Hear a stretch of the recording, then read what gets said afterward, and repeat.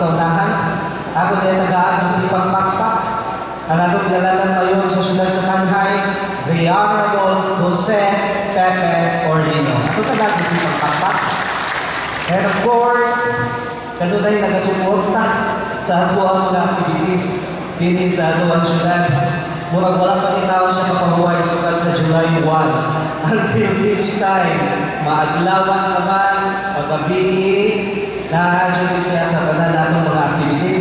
Ato nagagawin pagpakpak ang ato ang Fiesta Director General Dr. Milagros Surio. Ato nagagawin pagpakpak. And of course, kauban sa siya ang iyahan na pika sa kinabuhi, Dr. Surio. Benedict Surio. So, thank you so much, sir. And ang atuang kaabang usap sa mayon. Mingon akong kaabang kayo, malabot na din nato. Ang atong pinalanggang konsihal. Muna yung ginaingon, isang bali-balihon pa. Iyahang ang pinito, hindi jud mausog. Aba ang yapon. Ato na sa pagpakpak, konsihal dahil aba. And now, sa buwan ka natin karoon, nagato ang mga bisita. Of course, nagato ang mga kapitanes sa Kadahiyang Barangay. Naniyawan ka nato si Cap Rochar Real sa Barangay Poblacion 2. Naniyaw sa anak ko ang igsuon. Igsuon sa kasing-kasing. Naduman miyani. Nagpuyong miyani puyong sa una. Ang atong kapitan sa Barangay Poblacion 7, Kapitan Rabonito Aba. And of course, ang akuha usap ng kapitan sa Akuachong Barangay Kalipuyan. Aniya si Kapitan Eladio Gibara sa Barangay Tugas. Aniya usap uban ka nato atong City Engineer. OIC, si Engineer Luzon, na patagas ng Sipang Pakpak. Naapit na sa atuang Agriculture's Office, we have Mr. Caruro. And of course, Taelia, Aba, thank you so much, Tita. And usually mahimong kalimutan na ako kay pamisgan dyan ko ani.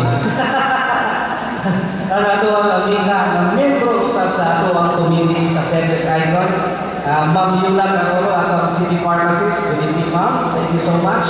At kauban sa iyang staff na niya usap ang bantanato.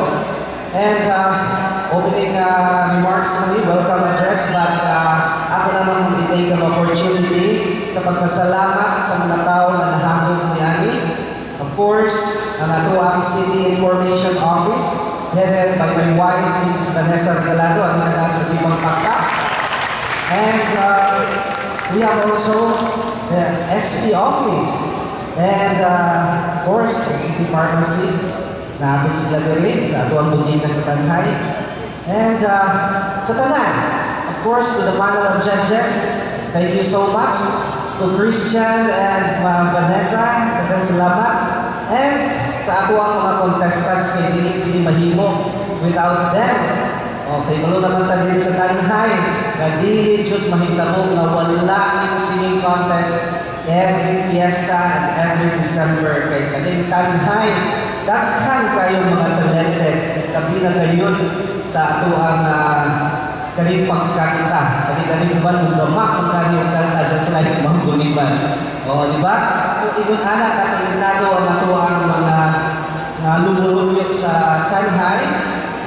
Mora na ako usap na gitagaan ng pagkagal, especially under the administration ni Mayor Jose Orlino, ang tanang areas kung diin ako pakultiban ang nagkadaiyahang talento sa ato ang mga lumuluyok sa syudad sa Tanhay.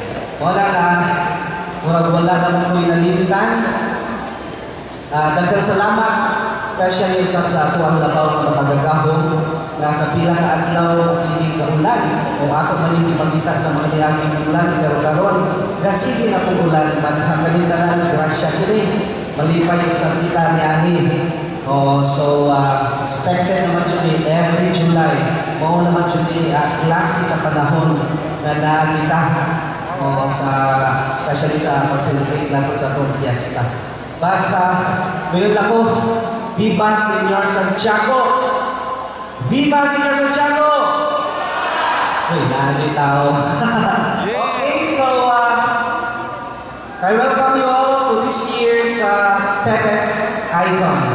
Daghang salamat, God bless, and I love you all.